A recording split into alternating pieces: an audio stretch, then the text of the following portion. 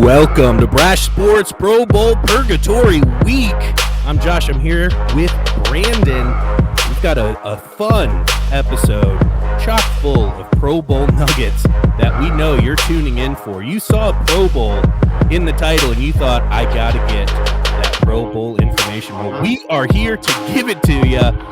As you know, it's our favorite week of the year here at BRASH Sports. So, Brandon, on a scale of 1 to 10, how excited are you to break down this Pro Bowl? I am pumped up. Yeah, fuck Pro yeah. Bowl Purgatory Week episode where we will talk everything not Pro Bowl. We are not going to dive deep into the Pro Bowl one bit. We are going to avoid that at all costs because I tried getting into that skills challenge, Josh, and Oh, it was so tough to watch, dude. after the passing precision one, I was getting into that. That's really I like how they put that together. It all fell apart after that. It was literally unwatchable. You couldn't sit through it. It was too painful. No, I spent the entire rest of the Pro Bowl on my phone, just scrolling through bullshit because it was way more entertaining than what I was watching. But we do have a couple conference championship games just to get through, quickly recap, talk some coaching news now that all the vacancies have been filled. We will make some predictions. Or you still want to do our quarterback predictions? You still on board with that? I didn't jot any notes down, so we're going to be doing it. We're just going to be doing it on the fly. I have no notes. That will prepared. be a lot of fun. I like that. It will be. And then we'll go ahead get back to our BRASH official world rankings. It's been too long. Today we're going to give our top 5 all-time pro quarterback names. I have to specify pro quarterback names because there's some kids in college right now that could easily make that list. But definitely, I put them in my honorable mentions. Okay, all right, that I really like. I have too many honorable mentions, so I'll spoiler alert. I didn't even go there. I just stuck with my top 5. But let's get started with the quick recap of our conference championship games. First off, right off the bat, congratulations, Josh. You predicted this Super Bowl. You predicted it the day after last year's Super Bowl that we would be seeing the Kansas City Chiefs and the San Francisco 49ers in the big game this year. I mean, everybody was clamoring for this one. This is must-see TV if you are a Chiefs or Niners fan. Everybody else probably not super excited. You could make the argument that, well, you got to have Pat Mahomes in there because he is the face of the NFL right now. He is. The Chiefs are going through a dynasty at the moment. So, whatever. I digress. Well, I was, I had the 49ers winning, but this first game that we're going to get to here, the Chiefs beating the Ravens. I can't remember. Did you predict a low-scoring game? 17-10 was the final here. I did not listen to our episode from last week, but I'm pretty sure I said 16-13. So I was pretty close. All right. Yep. That's pretty damn close. I think I said something along the lines of like 24-27 or something stupid that didn't hit. But man, I really had a lot more confidence in the Ravens. I have picked against the Chiefs all 3 games thus far that they have participated in. And that has not worked out well for me. It's worked out great for Kansas City. This one, yes, the Chiefs from the first quarter all the way to the final whistle look like absolutely the better team, without a doubt. Disappointing for those Baltimore fans that were there. It was the first time Baltimore was hosting an AFC championship game. And really, they could never get anything going. I mean, you feel a little bit bad for the Ravens defense because they held the Chiefs to 17 points. That's not easy to do. And ideally, if somebody would have told you, hey, the Ravens defense is going to hold the Chiefs to 17 points, do you think the Ravens are going to win that game? I'd say, yeah, 17. That's fair. Their offense should be able to score more than 17, but no. As you've mentioned before, the Chiefs they have been disrespected as a defensive unit all season. They proved it once again that they're a top 3 defense of 2023-24 season. So it really was their defense that got the job done, and Ravens shooting themselves in the foot. Here we go again with the Lamar Jackson talk about him not being a playoff caliber quarterback. Yeah, I mean, that was my big thing going into the game. And the reason why I picked the Chiefs was Lamar Jackson just historically has not been good in the playoffs. Like, if I'm going to pick against Dak Prescott because he's been historically bad in the playoffs, I'm going to have to do the same with Lamar, even though Lamar is a much better quarterback. But I also think that the play calling of the Ravens did not do him any favors. They handed the ball to running backs 6 total times. Yeah, that's handoff to a running back 6 times. And I was watching some show, I can't remember which one, but they were showing that first drive of the Ravens. They were handing the ball off, and Gus Edwards was plowing through people. They were having success in the run game, and they just abandoned it for reasons absolutely unknown. I've never been the NFL is rigged, the NFL is scripted guy. I like to play along with it as a joke, but I've never truly believed it.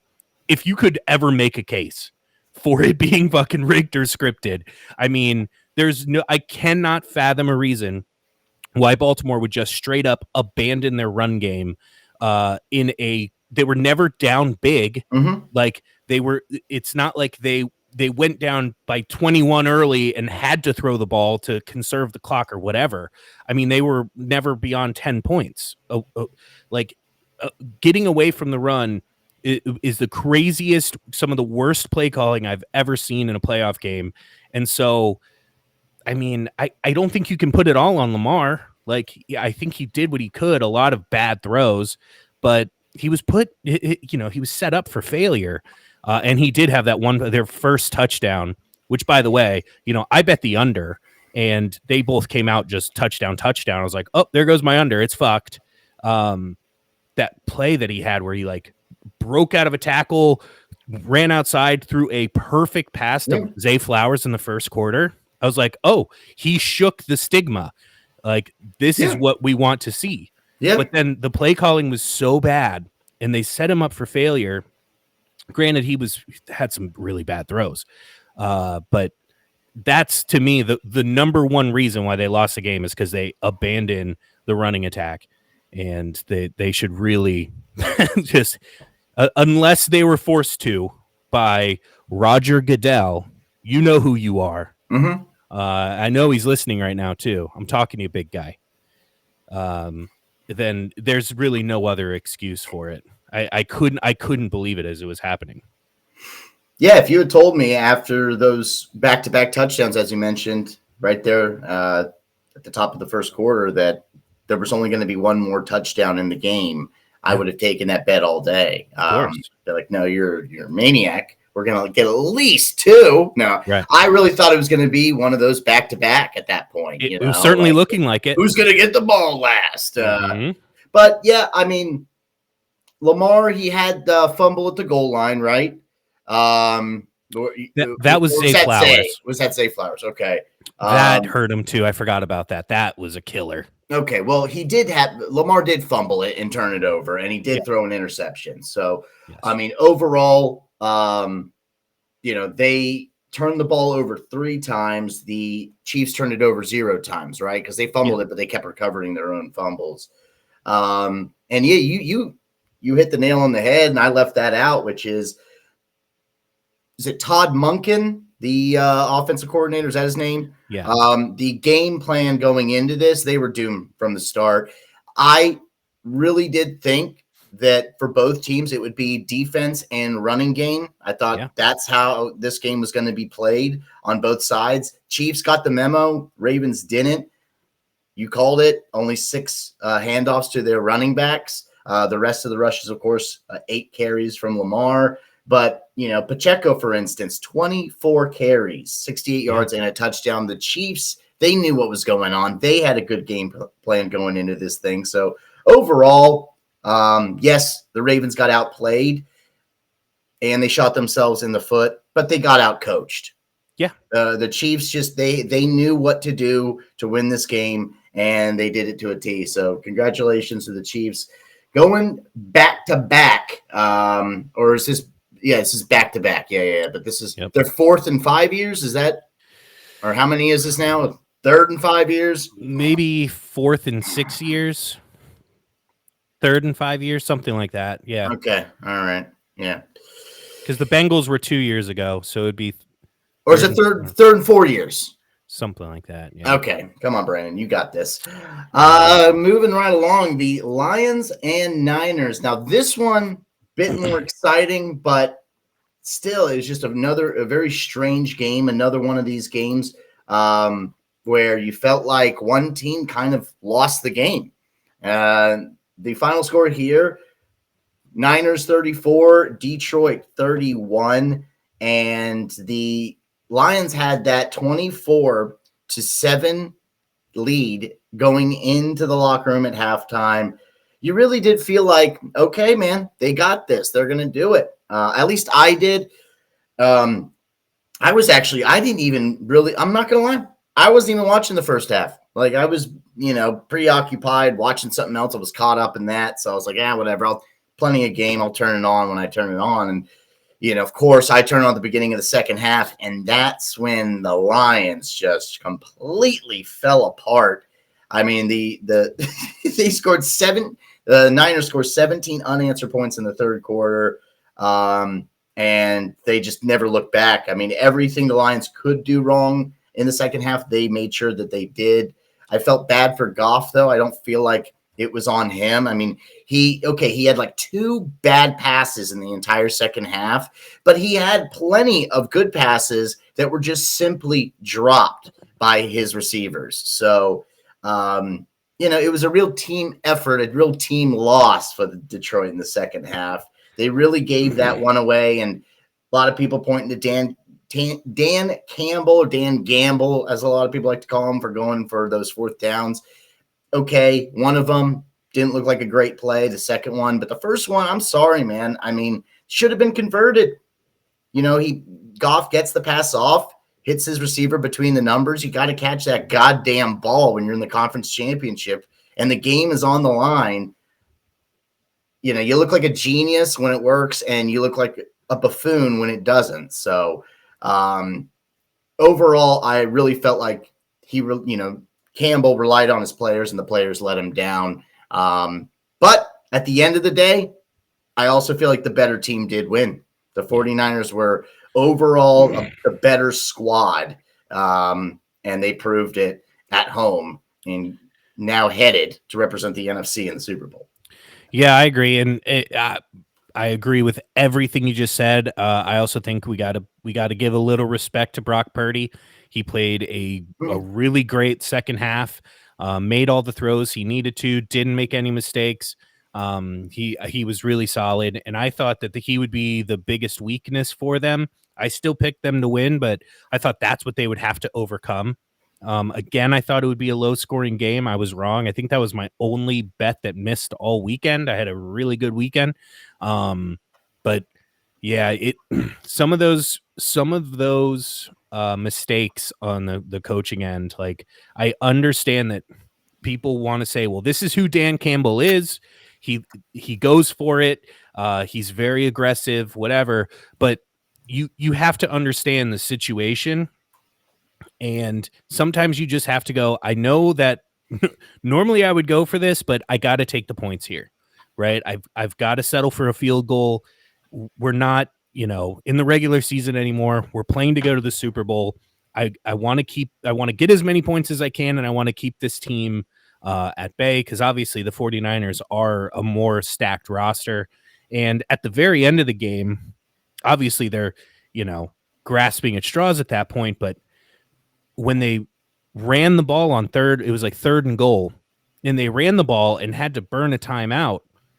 Like, you have to throw in that situation and save your timeouts to have a chance. Because as soon as you run the ball and don't get it, you have to rely on an onside kick, and teams just don't get onside kicks anymore. Right. Which I do think the league should do something about. I would like teams to have more of a chance to get onside kicks moving forward, but you can't put the game on the line for an onside kick, and that's basically what he did. Field goal, touchdown, whatever the situation. If you go for it on third down, running the ball, and don't get it, you have to get an onside kick at that point because you burned your timeout. Yeah. It was a terrible, terrible coaching decision. I'll let the other one slide because he has been aggressive all season, and if that's what you are and you want to go for it, whatever, I can live with it. But terrible idea to run the ball at the goal line when you need your 3 timeouts just to have a chance at the game. Yeah. So otherwise, you're right. The better team won. It's as simple as that. And we got to credit Brock Purdy for, rising to the occasion. He's been really, really good in the playoffs. So, we got to put a little respect on his name.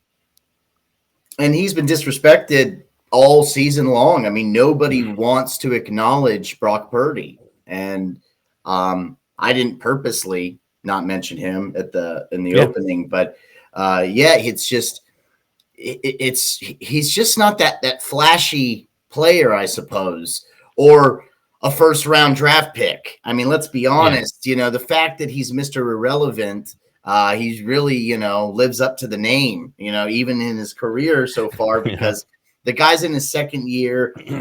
That was his second conference championship game, and now he's headed to his first Super Bowl. Yep. Right. Yeah. So he could quiet any critic, I believe, if they go on to beat the defending champs. 100%.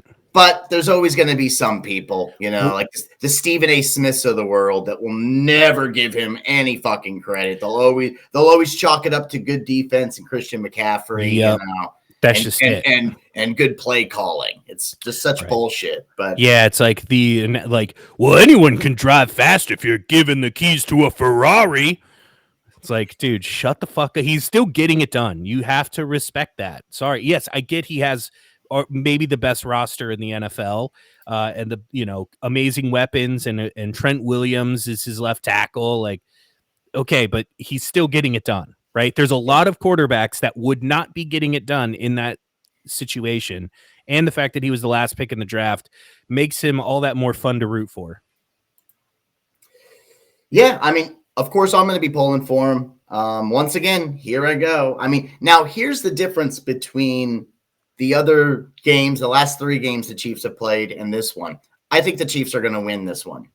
So that might bode well for the 49ers because of course. Now you're picking the Chiefs. They're going to lose. And it's not like, because here's the thing. I want the Niners to win. Again, I'm just, call it envy, call it spitefulness. I don't know, but I'm just sick and tired of the goddamn Chiefs. So I want the Niners to win. I'd be fine with Brock Purdy and Christian McCaffrey getting their rings, but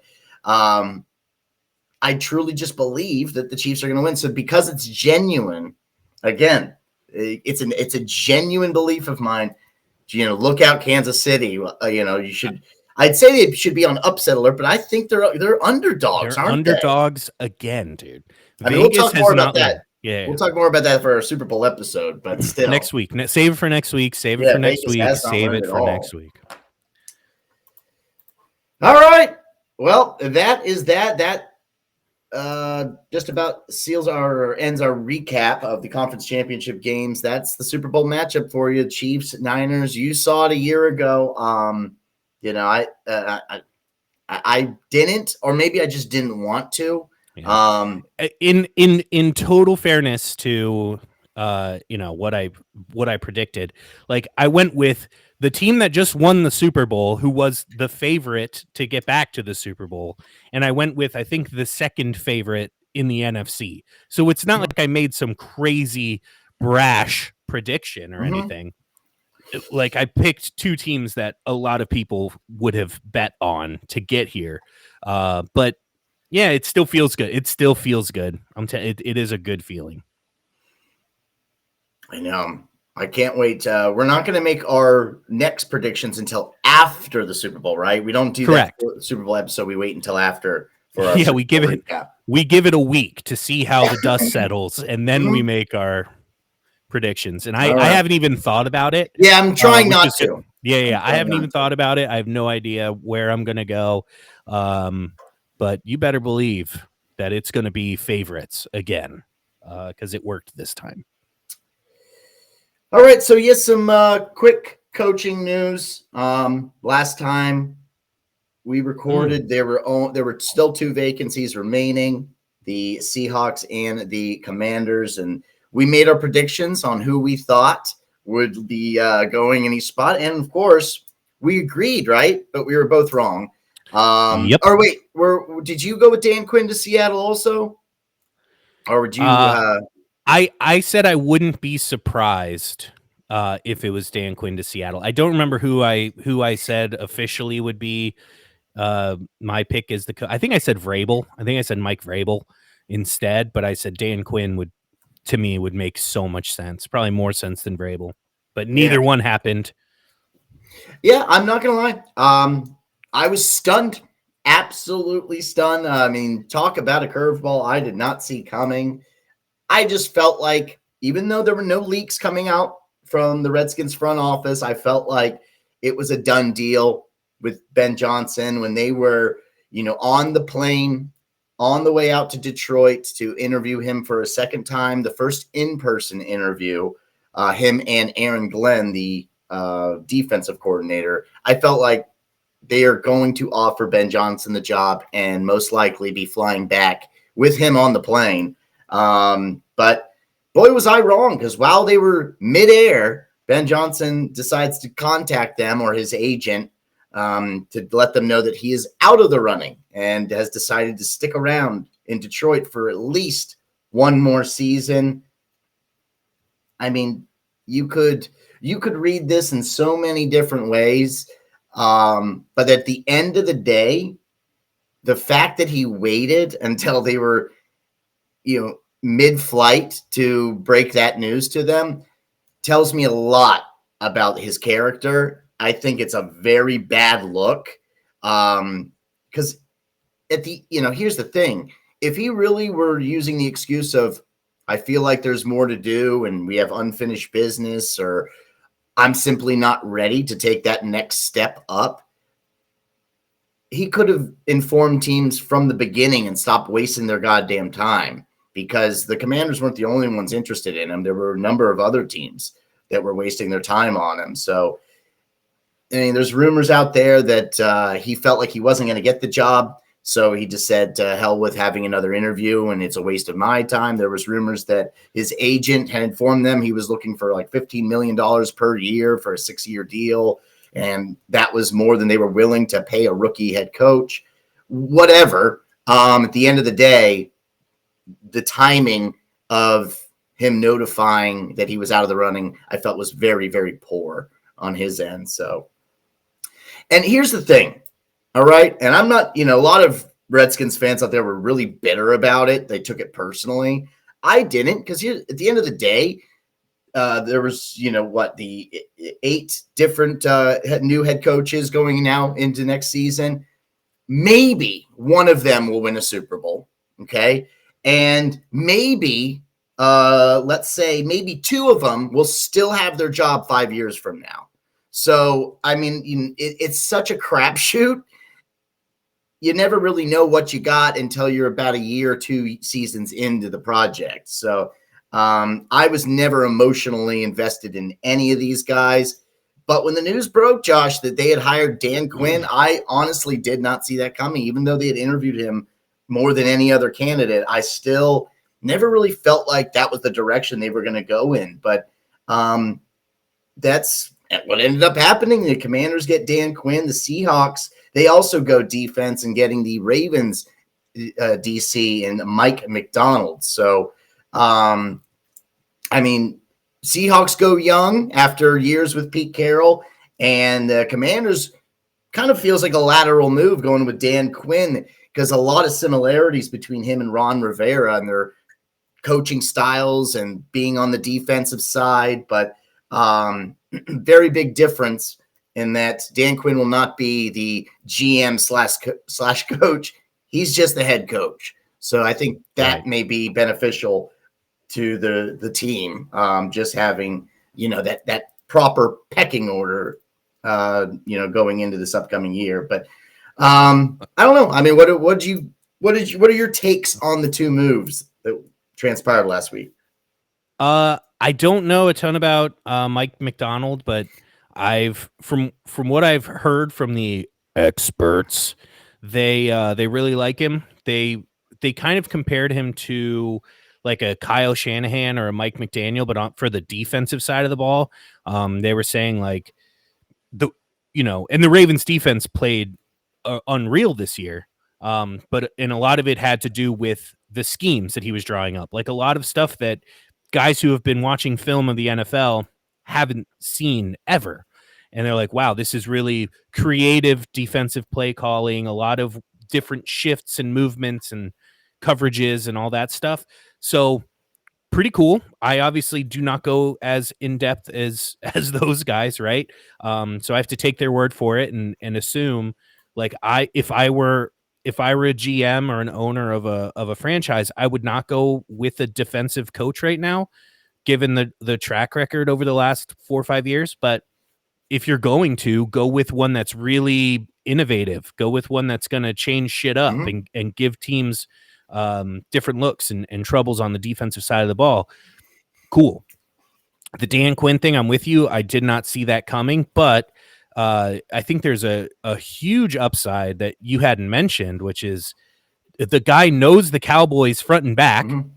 He has a ton of experience playing against the Eagles and Giants. So you're stealing a guy within the division that's very familiar with the teams that you're going to play twice a year. That's awesome. That's a huge leg up. And he's got a good track record. I mean, some guys are better coordinators than they are head coaches. But Dan Quinn was a head coach, led a team to a Super Bowl. Like you got to give him some credit for that. So I don't know if it's a good hire or bad hire. You never know from the get. You never know. But yeah, it's like, even if it's a stopgap type situation, if they go, we don't know if he's going to be our quarterback or our head coach for the future, but now we've got someone that we know is competent enough to not make the team any worse. So that's something. That's better than nothing. So yeah, I don't hate it, but I totally didn't see it coming either. Yeah, in the Ben Johnson news, man, fuck. Like, dude, just have the meet. Like, wait for them to land, meet with them, and say, "I've actually decided to." Like, why would you wait till they're in the air? Exactly. That's shitty. I mean, part of me, again, just the fact that news came out, says something, and then the guy might be a fucking weirdo. I mean, because that really comes off as just kind of something, like a quirky, strange guy would do. Like it's not a typical, it's not a grown man. Yeah, it's not what a grown professional would do. I mean, it's just it's so odd. God, very odd. Now, in all fairness, I don't know why or how. Like, maybe he just didn't know they were in the air. I don't know. Maybe he was trying to call them before they got on the plane and he wasn't sure. I don't know the details beyond that. All I know is that, I think if you call them and they go, "Hey, we're in the plane on the way," and you were planning on telling them, just wait. Like, just wait. Just be like, "Oh, cool. Just checking in. Wanted to, make sure you're still on," and then break the news when they land, because it's not like they're going to fucking do a U-turn in the sky. I don't think. Like, you know what I mean? Just wait till they get there, do it in person, save some face, because I don't know if it will affect, how other owners look at him in the future, but why even risk it? Like, why would you even tempt fate like that? And that aside, let's pretend that shit never happened, okay? Fact is, that guy's name has been hot last 2 years, much hotter this year, of course, having the Lions go to the conference championship. Right. But your name doesn't stay hot forever. And, he's just thinking in his head, just banking on the fact that, okay, we're going to basically have just as much production on the offensive side of the ball next year, no questions asked, and I'll have my pick of the litter next year. Not necessarily, bud. If that Lions offense is just average or below average, he's fucked. Then all of a sudden, any leverage he thought he had, that shit out the window. So he might end up be kicking himself later down the road. And his wife might be leaving him for somebody else. That's right. I'm getting a report here. His wife is shopping around. This is interesting. Dude, his wife is going to be the free agent looking for a new spot. Arakpo was actually seen. Oh no, seen dude, in and around the vicinity of his neighborhood, which is never a good sign. Never a good sign, dude. You don't want him sniffing around your house. Oh God. Okay. Well, that is unbelievable breaking news. I did not see that coming, but. Okay, so with that said, do you want to do our quarterback predictions before we just do our? Yeah, let me just put it this way: out of the just to end the coaching conversation, and then we'll move over to the quarterback conversation. Because I know we discussed doing it another way yesterday, but we're not going to rank every single team that has a new head coach. Let's just do it this way: out of the teams that have hired a new coach, out of the 8, we got, of course, the Commanders with Dan Quinn, Seahawks with Mike McDonald, Falcons with Raheem Morris, Panthers with Dave Canales, Chargers, of course, that's the big flashy one, and Jim Harbaugh. The Titans with Brian Callahan, Raiders Antonio Pierce, and Patriots with Gerard Mayo. We're gonna just make a little bold prediction out here to say which one's going to be most successful next season, not throughout their career with the team, just next season, and which one will have the shittiest year next season. So I'll let you go first, Josh. And we don't have to give a record or anything, just most successful season and shittiest season. I think most successful is pretty obvious to me. I think it'll be Jim Harbaugh. I mean, he's taking over the best quarterback and the best roster of all of them. And I think the thing that team was missing most was some sort of like identity. And Brandon Staley was so incompetent that I think most people could step into that job and take them into the playoffs. Jim Harbaugh is going to give them an identity instantly, get Herbert where he needs to be, and I think that they're going to be a force next year. Worst team, I mean, I think you got to look at the Panthers again. Like, they just don't, unless they make some splashy free agent moves, like they still just don't have any weapons. They're not a very good roster. I think they need to move some pieces on defense, trade up in the draft to get some better weapons around Bryce Young. But I do like the Canales hire. I think it'll take a couple years though, because the work he did with Geno Smith and the work he did with Baker Mayfield, I mean, those were two guys that we basically had written out of the league. And if he can turn their careers around, look what he might be able to do with Bryce Young.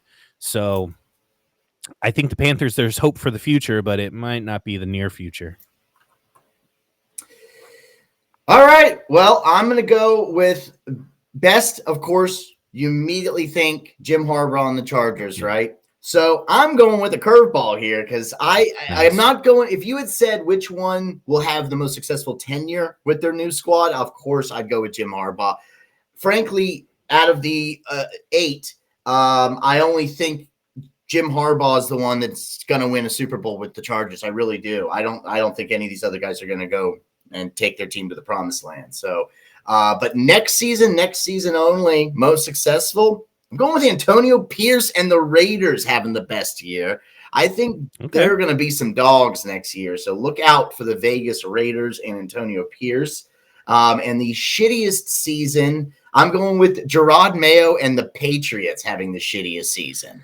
That's a good one. I think a really good one. The Panthers actually they surprised some people. I think they could see them winning, 5 to 6 games. I think the Patriots take a massive step back next year, and they're lucky to win 3 or 4 games next season. So I got Pierce with the Raiders having the best year, and Gerard Mayo and the Pats having a really shitty year next season. Damn, that's really good. I like that. That actually, I think I like that more than mine. Now, did you want to take a quick commercial break before we make our quarterback picks? Sounds like someone needs to take a pee. No. I'm just unless I've been literally putting mine together as we've been recording. Well, let's take a commercial break then. All right, we'll take a quick commercial break, and when we come back, we'll do our quarterback predictions for the teams with quarterback questions coming up in the 24-25 season.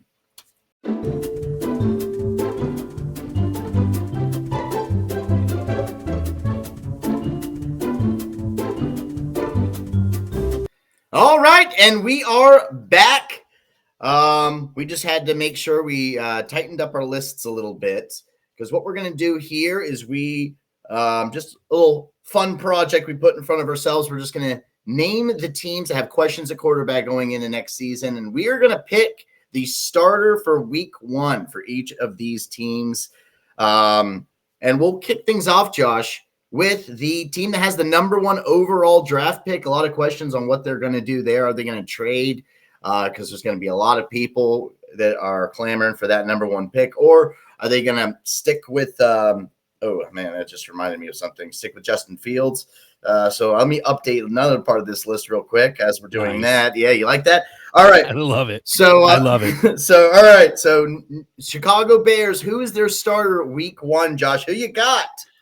I think it's Caleb Williams. I don't think they're going to pass on him. I think they're going to draft him. And if Caleb Williams decides that he wants to go there, and all signs are indicating that he's okay with the Bears, because there were rumors that it'd be like an Eli Manning situation where he'd refuse to go to the Bears potentially, but now I've heard that that's not going to be an issue. And I think the Bears are going to draft him, and they're going to move off of Justin Fields. All right. Well, we are in complete agreement. 1 for 1. I absolutely think they are ready to move on from Justin Fields, get a fresh start. And by all accounts, I am not a scout. I'm not a college football expert, but everything I have heard from people that do assume that title do say that Caleb Williams is a can't miss and must have if you have that number 1 pick. So Chicago Bears week 1, Caleb Williams will be their guy. Who you got for the Washington Commanders, Josh? Well, I think that they're going to go with Drake May, because I think that's what the scouts are saying, that it's either between him and Jaden Daniels, but I don't know. I just picture Drake May there. Yeah. We've been talking about it for a while. I'm not moving off of it. I think he's going to be the number 2 pick, and the Skins are going to start fresh with, again, I think in most years he would be the number 1 pick. So it's kind of cool. You're getting a number 1 pick at number 2. Yeah, well, we'll see. I also feel like Drake May is the guy. I just feel like I could see Drake May being our starting quarterback. And it's not just because we had a UNC quarterback this past season. But yeah, I mean, it's just he's like the guy's the fucking prototype. He's 6'4", 230. He got a cannon for an arm, and he's versatile, right? He has some wheels. His comp is Justin Herbert. Like, you can't do much better than that as a comp if you're scouting a quarterback. Because Justin Herbert is the prototype. So if you're getting compared to him, it's going to be, hard to miss. Yeah. I just jinxed the shit out. I'll knock on wood for you. Don't get me wrong. First of all, again, not emotionally invested in any of these guys. I like the top 3 quarterbacks in the draft. I would be fine with any of them. I just don't want us to make a stupid mistake like a Dan Snyder would and trade away stuff to try to move up 1 spot to get Caleb Williams. If the Bears get him, so be it. If somebody else gets number 1 and they want him, so be it. I'm fine with that. But the only way we get Caleb Williams is if the Bears or somebody else sees something in Drake May and they go up to get him at number 1. So I like the Commanders starting Drake May week 1. What about the New England Patriots? A lot of questions at quarterback. No chance it's Mac Jones. He won't be starting anywhere next year. I can bet your bottom dollar. But who do you I would take him as a backup. But yeah, I think it's Jaden Daniels. I know it's kind of going by the book here. There we go. I think I think it's 1, 2, 3. Those are going to be the top 3 picks.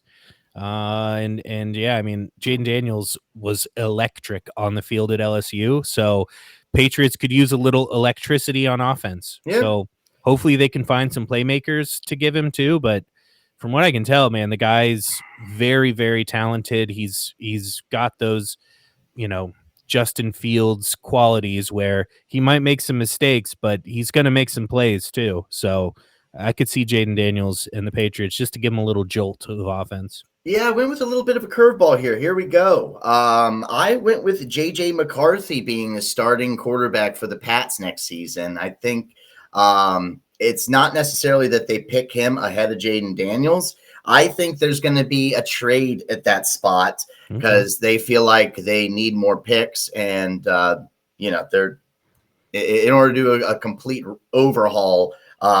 They would rather do that than bank on Jaden Daniels. So, or what if they pick up what's his name, Marvin Harrison Jr. or something with that third overall, because they have no weapons. And so if they go Marvin, and then the second pick, they get McCarthy. Yeah, that's it. That's interesting. That would not be a bad move. No, I like that actually a hell of a lot more, but then that would kind of hurt one of my picks here. But anyway, maybe not. Maybe you might be onto something. We'll see how it all pans out. The next one I have here on our questions at quarterback list is the New York Football Giants, and I guess I put them in this particular order because they have the fourth pick, right? They have the sixth pick. Do they have the sixth pick? Oh, sorry. Then that means there's the Cardinals and the Chargers ahead of you. Yeah. So Kyler Murray's going to stay, and obviously Justin Herbert's going to stay. Justin Herbert's not going anywhere. No, Giants, I think they're going to stick with Daniel Jones unless one of those guys somehow miraculously falls to us. But I think at their position, I don't see them trading up. I do see them drafting a quarterback, but probably not until the second or third round, and maybe sitting that guy behind Daniel Jones for a year, seeing what Danny Dimes can do. Mm-hmm. Maybe, this is a season where he turns it around and, earns the giant contract that we gave him. So I think it's Daniel Jones. Yeah, this season. Yeah, I do think it'll be Daniel Jones starting week 1. I don't think he'll be finishing the season, and I do think they draft a quarterback in the second or third round that will just be breathing down his neck, all season long until he has one slip up and that rookie gets an opportunity. But Daniel Jones will be your week 1 starter. Let's go ahead and go with the Atlanta Falcons. Okay. For the Falcons, I don't think my mic's working all of a sudden. No, I can hear you just fine. No, it's like, anyway, keep going. No. All right. Well, I've got Justin Fields playing for the Atlanta Falcons. I think the Bears are going to get Caleb Williams, and I don't think they want both of those guys in that quarterback room. So they're going to have to trade him to someone. The Falcons, I don't know what it is about them, but I always predict black running quarterbacks to go to the Falcons. I think it's just a Michael Vick thing that's just burned into my brain.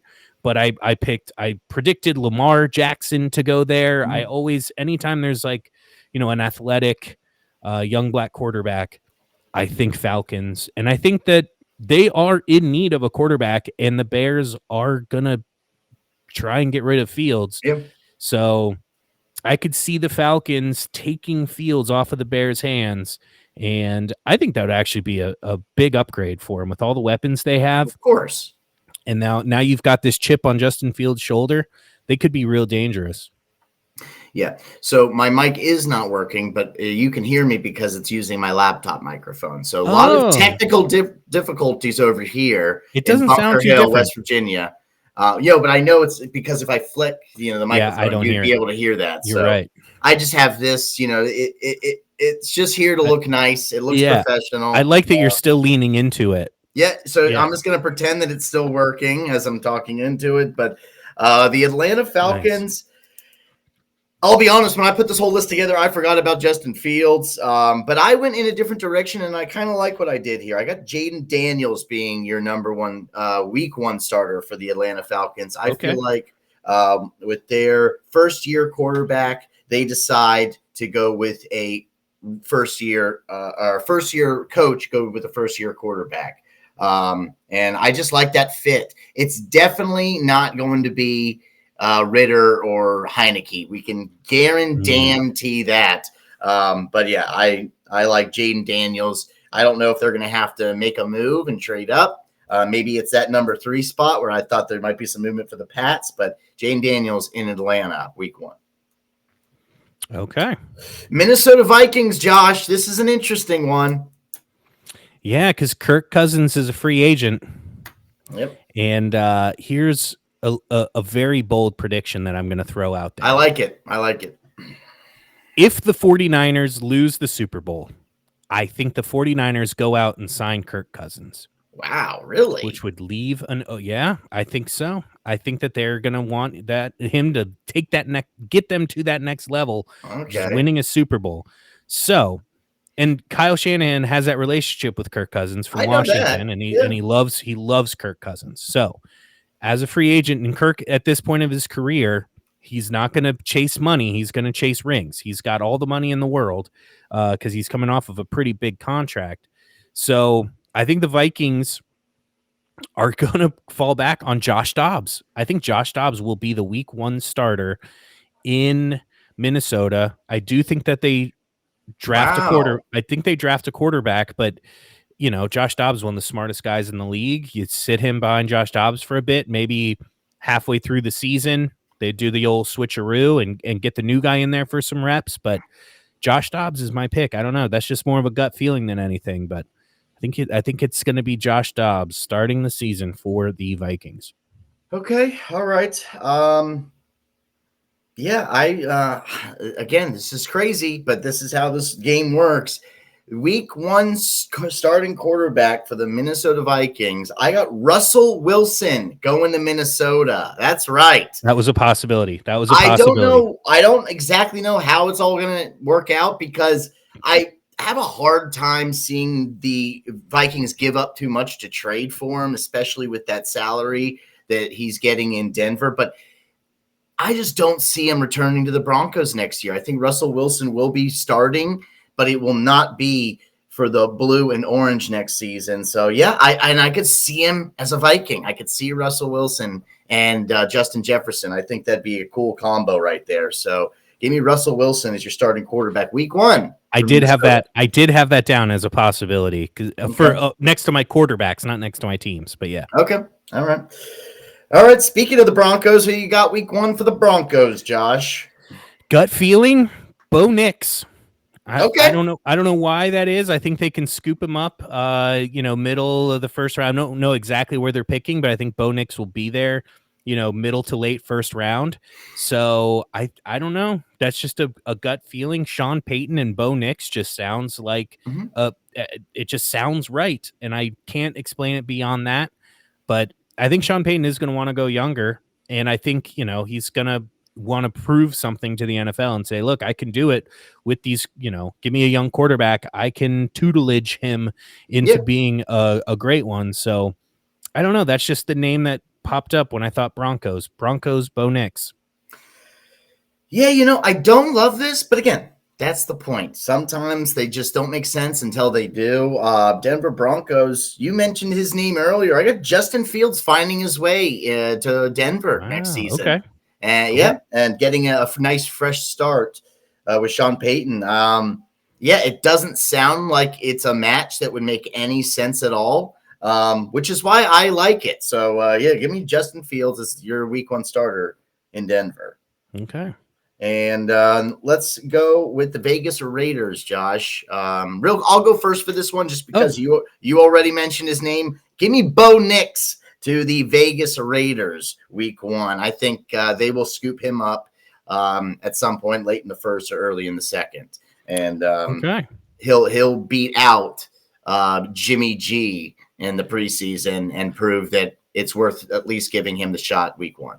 Yeah, I think, Jimmy G or Aiden O'Connell, like either one of them, they're going to be pretty easy to beat out. My gut feeling is that it will be, wait a minute. I had Justin Fields Raiders as a possibility because I could see Justin Fields going there too. But for whatever reason, I think Gardner Minshew lands with the Raiders. Wow. I know. Bold again. But the Colts don't really have any reason to re-sign him. They're banking on Anthony Richardson coming back healthy next year. So Minshew is a free agent, and I think they're going to let him walk. And I think the Raiders are going to look at the situation and go, we're not in a great spot to draft a guy. Why don't we bring in Gardner Minshew as a bridge quarterback? he gets it done too. Like, he has a winning record this year starting games. So I like Gardner Minshew just as a person, as a quarterback, and I think the Raiders are going to snatch him up off free agent market. Okay. All right.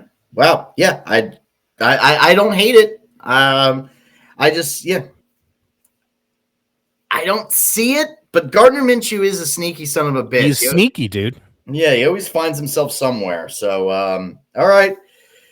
We got 2 left, Josh. We got the Seattle Seahawks. I had to throw them out there because, it's not a guarantee with them. So, what do you see is going on in Seattle week 1? I think the Seattle Seahawks are going to sign Ryan Tannehill off of free agency. Wow. All right. And bring him in to compete with Geno Smith. But I think ultimately he's going to be an upgrade to Geno Smith, and they're going to start the season with him. Mm-hmm. I have no nothing to back that up other than it's a true gut feeling. I saw the name Tannehill. I thought Seahawks. I mashed them together, and that's kind of where I'm at with it. Ryan Tannehill to the Seahawks. Yeah, I think Geno will be starting week 1. That said, I also think they're going to bring in a free agent to compete. I don't see the Seahawks making any bold moves in the draft this year to try to find that future guy. They're probably going to wait one more season. So I like Geno to get the start, but I could see him signing like a Jacoby Brissett off the free agent market, being right there behind Geno. And if he starts fumbling and bumbling, rumbling and stumbling, they could put Jacoby Brissett in there. I thought Tannehill because him and Geno have very similar styles of play. Another sneaky one for the Seahawks could be Tyler Huntley, the backup to Lamar Jackson. He's a free agent. Ooh, he's played well when he's had to play, and now there's the Baltimore connection in Seattle. So nice. Tyler Huntley could be a possibility up there. Okay. All right. So there you go. We got one more team left. This is an interesting one. The Pittsburgh Steelers, who you got week 1. I wish we had Pittsburgh Eric here because I'd love to get his take on this. But what's your gut telling you? He's going to shit when he hears my prediction. This is by far the splashiest of all of the moves. I've got Russell Wilson going to the Pittsburgh Steelers. Yeah. The Broncos want to get rid of him. I think the Steelers are craving some relevancy. I mean, going 500 and losing in the first round of the playoffs every year, I think they're tired of it. And I think they look at it like, oh, it's a quarterback issue. Let's get a guy who's won a ring. And I think the Steelers can get him for not very much to the Broncos. Like, I think they could get away with not selling the farm to bring him in. He does have a big salary. I didn't look at anybody's, how much cap room they have or anything. So this could be just dead before it even, gets edited and hits YouTube. But for whatever reason, Russell Wilson to the Steelers just feels like something that could possibly happen in a very splashy move that not a lot of people see coming, but happens. All right. Well, I had Russell Wilson with the Vikings. And there's a quarterback that will not be playing most likely for the Vikings next year. And I got Kirk Cousins as a Pittsburgh Steeler, a capable quarterback, a hungry quarterback. And I think Kirk Cousins and the Steelers would be a match made in heaven, really. I think that they would become instant AFC contenders with Kirk Cousins at the helm. So, yes, it seems like an odd match, Mike Tomlin and Kirk Cousins. But I love it. I absolutely love it. So give me Cousins to the Steelers and signing him off of the free agent market. Steelers would have a little bit of control over the contract negotiations. And I don't think there's going to be too many teams raising their hand for him. Maybe, like you mentioned, 49ers. But I think a lot of teams are willing to start younger and not sign Cousins to a big contract. So I think the Steelers have the leg up in any negotiations there. And I think that would be just an interesting play. So there you have it. I could see that. I could totally see that. All right. Well, that was fun. We should do that from now on. That should just be a yearly thing that we do. Yeah, I mean, I like it. I think maybe either closer to the draft or maybe right after the draft, because there's so much up in the air, but it is fun. It is fun to think about. Well, yeah, I mean, after the draft, I mean, then our lists will be a lot cleaner because. Yeah, of course. How about this? After the draft, we'll revisit. Okay, I think that's a good see, idea, and we'll see what adjustments we need to make on our I lists like that. here. I like that. Okay, good. All right, well, let's go ahead and get to our favorite segment, that is the Brash Official World Rankings.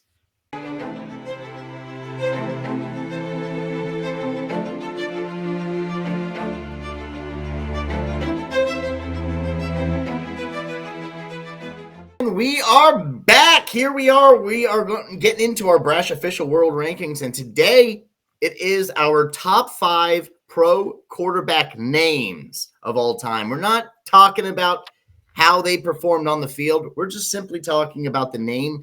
Funny enough, the better the name, sometimes the better they were a quarterback. It's true. That's just, sometimes you need a really good name in order to be a successful quarterback in this crazy world we call Earth. So let's go ahead and start off with our number 5 quarterback name. Josh, who you got number 5? And just to clarify, the way we kind of looked at it, it's like if you're writing a movie and you need a name for a quarterback in your movie, this would be a good name. Like if none of these guys existed in real life and you wrote these names down for a movie, it would make sense. Or if you give birth to a little baby boy and you name him one of these, chances are he's going to be a quarterback in the NFL because it's such a good quarterback name. So for number 5, I went with one of my favorite names. I don't know if it'll be on anyone else's list, but it's such a great name to me. And that name is Brett Favre. I love that name for quarterbacks. It has just resonated within me. And while I was giving it some thought, the more I thought about it, the more I liked it as just a pure quarterback name. Brett Favre at the number 5 spot. All right. Well, my number 5 is a player that played around the same time as Brett Favre. The same time, I guess he had been in the league a little bit longer. But I went with Steve Young at number 5 as my 5th best quarterback name of all time. It's so simple, just rolls off the tongue, and it's so fucking football. Steve Young. I mean, it's really a solid quarterback name. So there you go. Number 5. He made my honorable mentions. Spoiler, he's not on the list, but very, very solid name, and probably could be in my 5 spot ahead of Brett Favre. But that Brett Favre just hit me a little more personally, and I don't know why that is. Real quick, I did not have Brett Favre in my top 5, but if I did a top 10, he would have been in there. Yeah, so that's fair. You go. Yeah, top 10 for sure. Steve Young, you're making the list. Yeah. Number 4 for me is a guy I never got to see play, but a name that has always just rung very loudly. Joe Namath in the number 4 spot. Okay. And also maybe the best quarterback nickname ever, Broadway Joe. Mm-hmm. I mean, just phenomenal. And we'll continue a trend of 1-syllable first names for our great quarterback names. So you got Brett, you got Joe, and Joe Namath. I don't know. That name just sounds like a fucking quarterback. Yep. Yeah, again, I don't have Joe Namath in my top 5. Top 10, he would easily, of course, be in there. And it was tough. It was tough trying to figure out where I was going to rank these guys in order who was going to sneak into the top 5. But Joe Namath didn't make it my top 5, easily top 10. Great quarterback name. But number 4, I just always felt like he was specifically given this name to be a Super Bowl quarterback, one of the best quarterbacks ever. And in my opinion, the most fun quarterback of my generation that I have seen play, and Peyton Manning is my number 4 quarterback name. It's such a quarterback name, Peyton Manning. It's just, I always thought that, just when I first heard the guy's name, I was like, damn, that is one hell of a quarterback name. And I know his dad was a quarterback. Archie, never, Archie Manning, you're just not going to be as successful as your son Peyton. That's why he knew he had to give his son a solid name there in Peyton Manning. So same with Eli and Cooper. Like he knew who the best of all, one of the best of all times would be, and that was when he named his son Peyton. So Peyton Manning. So there you have Steve Young, and then Peyton Manning at 4. Number 3, I went with another quarterback that I never watched play, but arguably one of the most iconic quarterbacks of all time. Johnny Unitas is just, fucking pure. An absolute pure football name. His parents had to have known, hey, you're going to be a legend. Your name is going to ring through the hallways of the NFL Hall of Fame, and people are going to talk about you for centuries. Johnny Unitas. Fucking love that he made your 3 spot, because Johnny Unitas is in my 3 spot, which means we're probably going to have the exact same top 3, I hope. I don't think so, but I hope so. Ooh, wow. Well, my top 2 are just fucking stellar. But Johnny Unitas, obviously, when, I didn't even have to start ranking. I just knew Johnny Unitas was going to be in my top 5. So he fell to 3, but come on. What a fucking quarterback name, Johnny Unitas. Yeah. I don't care how good of a player or how shitty of a player he ended up being. With a name like Johnny Unitas, that's as quarterback as it gets. So. Yeah, and again, we're not letting, or we shouldn't let their performance on the field come into I'm not. It just worked out that way. It did. These guys all happen to have really good careers, but fair enough. Whatever. All right, number two, here we go. So number 2 performed the least well on my list in terms of performance on the field, which is why I know we're not biased, but I didn't think that you would have this guy on your list, because he's kind of sneaky. He doesn't go to the front of your mind when you think of quarterbacks, but this name is just unbelievable for a quarterback, and that name is Colt McCoy. Oh, damn, that is dude, a good one. He sounds like a fictional character. He sounds like he's in a movie. He sounds like Shane Falco or Johnny Utah. Colt McCoy is just a tried and true, beautiful football name. You know it's going to be a quarterback when you give your son the name Colt McCoy. I've always thought that about him. It's a shame that he doesn't have like 17 Super Bowls, because the name fits that. You would think hearing that name he would have rings, but Colt McCoy, unbelievable name. Made all the way to number 2 on my list. Yeah, Colt McCoy, not in my top 5, absolutely top 10 material. I put him up there with like Joe Flacco and top 10 material. But I'm my number 2. You probably, I guess, don't have him. I'm gonna have to assume, since we only have one more left after this. But number 2, I went with Bart Starr. It's just such a goddamn American quarterback name. I fucking love it. And yes, he happened to be the first quarterback leading his team to a Super Bowl victory. Again, that just timed out really good. But I think it was pretty easy when they were deciding, when Vince Lombardi was deciding who his quarterback was going to be. And, it's like, what's your name, kid?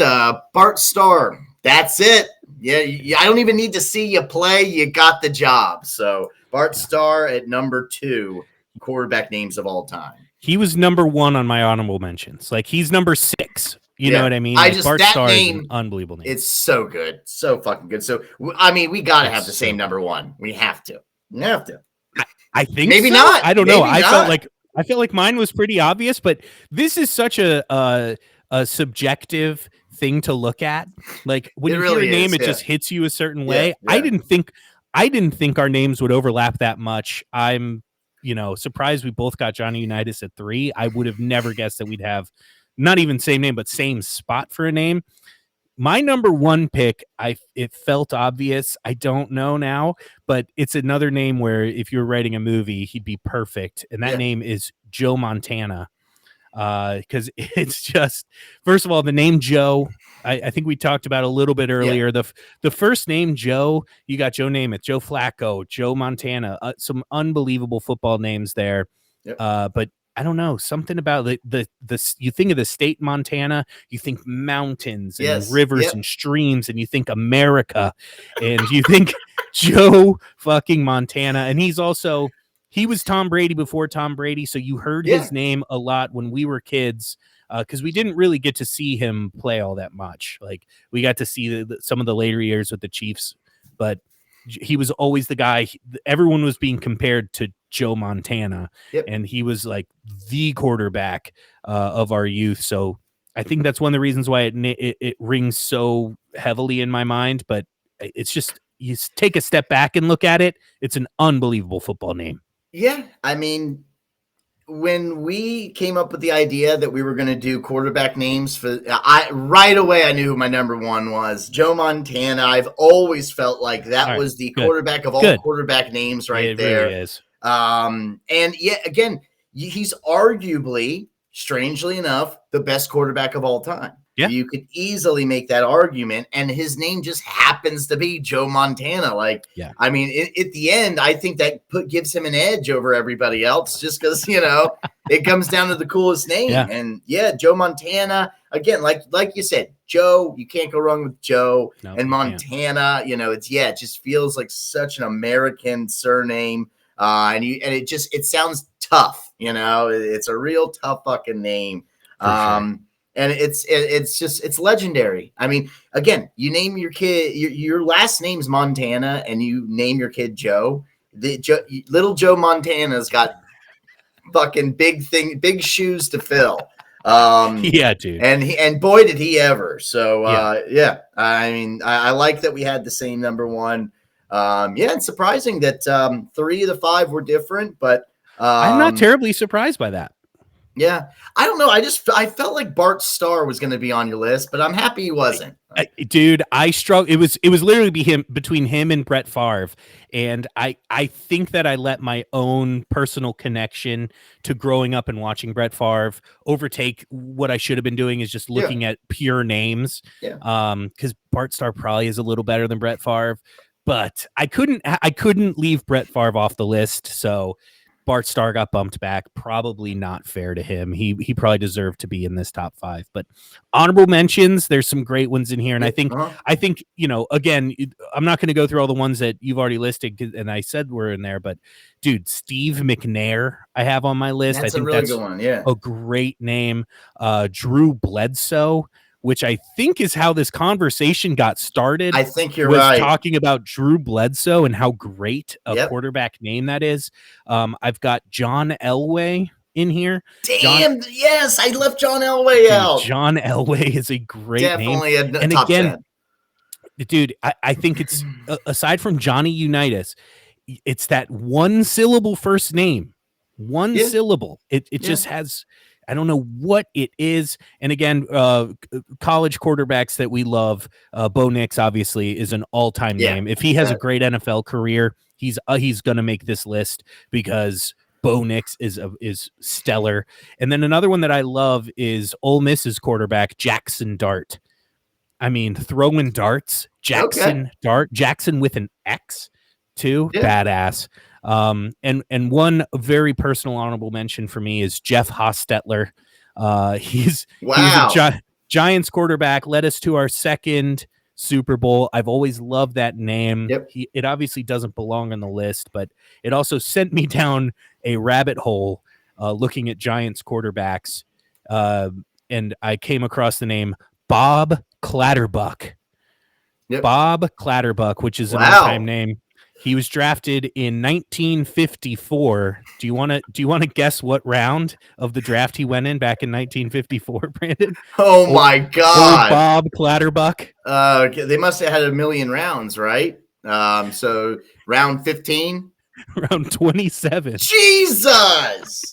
He was a 27th round pick for the Giants in 1954, old Bob Clatterbuck. Yes. But I saw that name and just fucking loved it. So I had to give him a little shout out in the honorable mentions. honorable mention shout outs. Again, these are just ones that just come to mind. John Elway. I'm surprised that one, because John Elway, that's solid. It's really good. Doug Flutie, great fucking name. Great one. And no bias here, but Sammy Baugh, who was arguably, in the history books is one of, if not the best overall players, just because he did so many punter and kicker. And he was a cornerback, and the guy was a lunatic. But slinging Sammy Baugh, and I'm sorry, I love Terry Bradshaw. I think that's a really cool quarterback. That is a great one. I'm surprised that one didn't come to my head.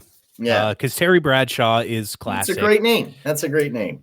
What about Sonny Jurgensen, dude? I thought about Sonny, but I don't know. I think it's just the last name's just got too much going. Jurgensen. I just think there's too much going on there.